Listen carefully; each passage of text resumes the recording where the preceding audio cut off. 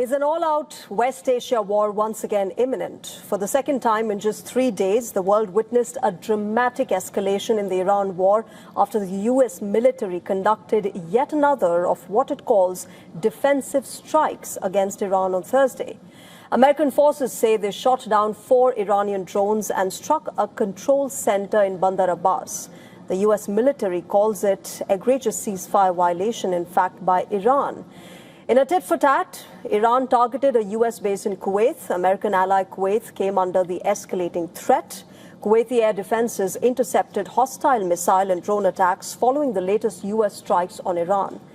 The IRGC also fired warning shots against 4 ships trying to pass through the Strait of Hormuz, once again raising concerns about the wider West Asian conflict deepening further. Iranian authorities, meanwhile, called the strikes a gross violation of the shaky truce that has been in place since early April this year. Earlier, the United States had struck Iranian missile launch sites and mine-laying boats, which, according to America, threatened American forces in shipping lanes. Amid the fragile truce, America sanctioned the Persian Gulf Strait Authority, which has been collecting transit fees in Hormuz. The US Treasury Department imposed the sanctions, accusing the authority of acting as an extortion arm of the Islamic Revolutionary Guard Corps. The department said in a statement that the body forces vessels to pay illegitimate tolls and submit sensitive information in exchange for safe passage. The Treasury Secretary, Scott Bessent, said, and I quote him here, the Iranian military's latest attempt to extort global maritime trade is proof that economic fury has left the regime desperate for cash. Now, these latest strikes come amid President Donald Trump's assurance that a deal will be done soon, or else Pete Hegseth will finish them off. Well, I think we're doing very well. I think they're starting to give us the things that they have to give us. And if they do, that's great. And if they won't, then the man on my left is going to finish them off. In your mind for? I mean, it happens quickly. The problem is every time I mention a time frame, for instance, I see, we've been doing this for a few months. Vietnam lasted 19 years. Korea lasted 8 years. Afghanistan lasted many years. They were all many, many years, and we're into it for a few months. But remember, it isn't just the US and Iran raining fire on each other. Israel said that its military struck Hezbollah infrastructure in southern Lebanon. 2 Israeli strikes hit Thireh and another area to the city's east on Thursday morning. In fact, explosions were seen through the night and into Thursday morning. Smoke-filled roads and vehicles engulfed in fire were evidence of Israel's non-negotiable stance towards Hezbollah. The strikes came after Israeli Prime Minister Benjamin Netanyahu announced an expansion of ground operations following Hezbollah's drone attacks on troops occupying part of the southern Lebanon and on civilians in northern Israel. Now, even though talks on a proposed deal are underway, the fresh strikes and Donald Trump's remarks about Iran, Oman and the Strait of Hormuz reflect how far apart United States and Iran really are on ending this war. At the cabinet meeting on Thursday, Donald Trump gave a direct warning to US ally Oman, saying that Oman will behave just like everybody else, or, and I quote him, we'll have to blow them up.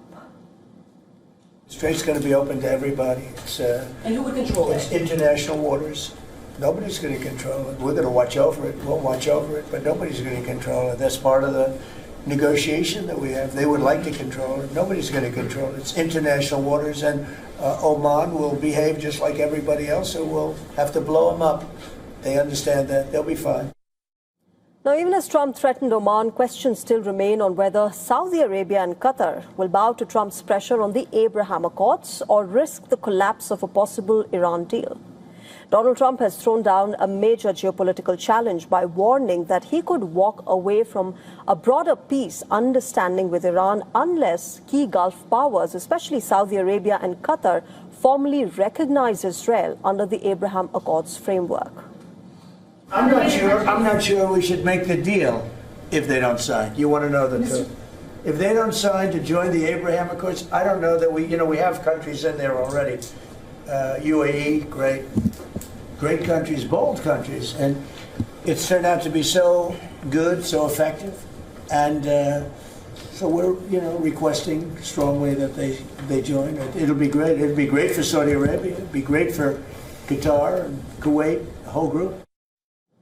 On ground, the reality is far more complicated. Saudi Arabia remains the most critical piece of this Abraham Accords 2.0 puzzle. As the custodian of Islam's two holiest sites and the most influential Arab power, any Saudi recognition of Israel would completely reshape the political map of the region. For Riyadh, this is not just a foreign policy decision. It is a deeply sensitive issue that is linked to the Palestinian cause and major public opinion of the Arab states. The Saudi position has remained consistent. There will be no normalization with Israel without a clear, irreversible and credible path toward an independent Palestinian state. That position is rooted in the Arab Peace Initiative, which has long been the foundation of Arab diplomacy toward Israel. So essentially, Donald Trump doesn't really have very many options left before him because none of the Muslim countries will be very willing to join so easily. Now, it all boils down to how much Iran lets go and what Donald Trump can extract out of Iran's leadership.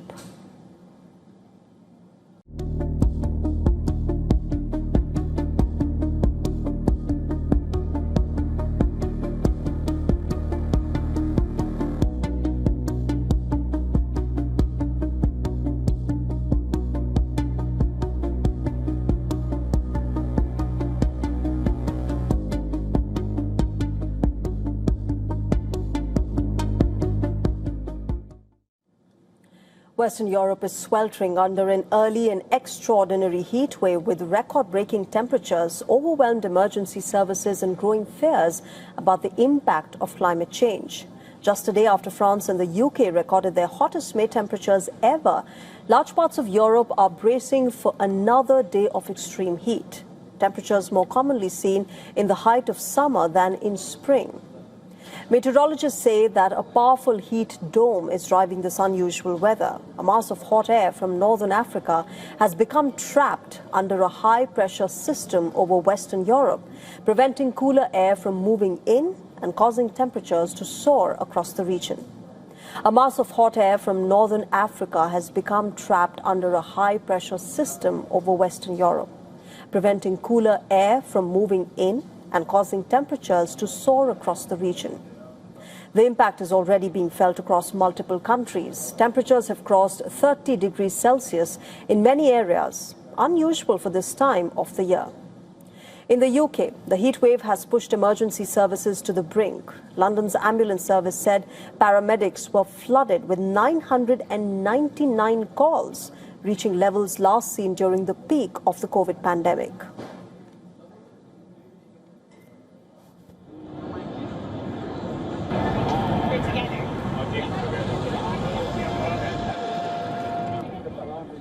Now, officials described it as the sixth busiest day ever for the service, with record numbers of emergency calls between 2 p.m. and midnight. Many people reported heat-related conditions, including breathing difficulties, dizziness, dehydration, and even fainting. Paramedics have now urged people to call emergency services only in life-threatening situations as the health system comes under pressure. Across Europe, authorities are also taking extraordinary measures. Parts of Italy have imposed restrictions on outdoor work to protect laborers from dangerous conditions. In southwest France, beaches filled far earlier than usual as residents tried to escape the heat. Farmers across the region say crops are ripening too quickly, forcing harvest to begin earlier than expected. The homeless in Paris are also demanding shelter and protection amid record heat. Of course, people die on the streets all year round, but periods like this, with particularly unbearable temperatures, add an extra urgency factor. That's why we're here today. We've been in the midst of a heat wave for 2 days now, in 35 degrees. In Spain, meanwhile, weather agency forecasts very high temperatures for summer and sounded alarm over extreme risk of wildfires as well. In Western Europe, indeed, there has been a spell of very high temperatures, not only in Spain, but also in Portugal, our neighboring country, which has also reached between 38 and 39 degrees Celsius. In France, where temperatures have also exceeded 33 degrees Celsius. In the UK, a milestone has been reached. For the first time since records began, temperatures have hit 35 degrees Celsius somewhere in the British Isles. It happened on Tuesday, and of course, this is a temperature that would be extraordinary even in the height of summer. In Rome, tourists flocked to Rome's fountains to cool off as Italy was facing its first heat wave of the year. The northern and central regions among the hardest hit by temperatures exceeding 34 to 35 degrees Celsius in several cities. Now, scientists say this is not just an isolated weather event, but part of a larger climate trend. Europe is currently warming faster than the global average, and climate experts warn that human-driven climate change is making heat waves more frequent, more intense, and longer lasting. The concern is not just about this week. A new global climate outlook has warned that average world temperatures are expected to remain near record levels over the next 5 years. The report predicts that global temperatures could rise between 1.3 and 1.9 degrees Celsius above pre-industrial levels recorded between 1850 and 1900. Temporarily crossing the 1.5 degrees threshold does not mean that we've failed the Paris Agreement, as this is referring to a long-term average over 20 years, rather than a single-year exceedance, which is what we're looking at in this report. However, as we get closer to that threshold, we expect to see more and more exceedances of 1.5 degrees, which has already occurred in 2024, when the global temperature was 1.5 degrees. Meanwhile, the Arctic is expected to warm further as well, adding to fears of accelerating climate instability worldwide. For many in Europe, this heat wave is becoming a glimpse of a future that scientists have warned about for years. Moving on, a former US government official has been arrested after FBI agents found more than 300 gold bars worth over $40 million inside his Virginia residence. Court documents identify the suspect as David Rush, a former CIA executive with top secret clearance. Authorities say David Rush fraudulently obtained the gold and large amounts of foreign currency from the U.S. government for supposed work-related expenses between late 2025 and early 2026. But when the CIA reviewed those transactions, the agency could not account for the gold or for the money. The matter was referred to the FBI then, which conducted a raid on Rush's Virginia residence. FBI agents reportedly seized around 303 gold bars, weighing about 1 kilogram each, along with nearly $2 million in cash and 35 luxury watches, including multiple Rolexes. Court documents also accuse David Rush of lying about his educational background and military service when applying for his government position, and of fraudulently receiving military leave payments. David Rush faces charges linked to theft of public money and fraud. He is being held in detention until his hearing this week.